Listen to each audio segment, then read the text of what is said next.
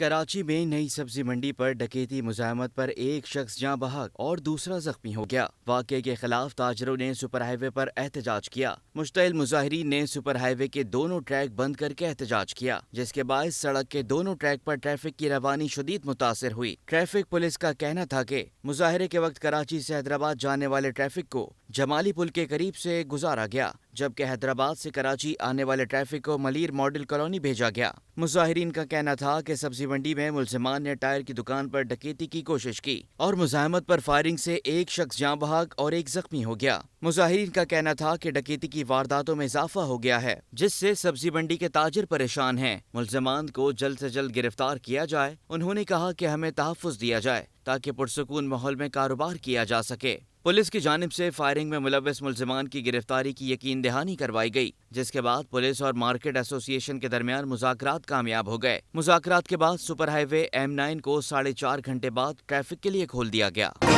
Metro one news, ہر پل کی خبر۔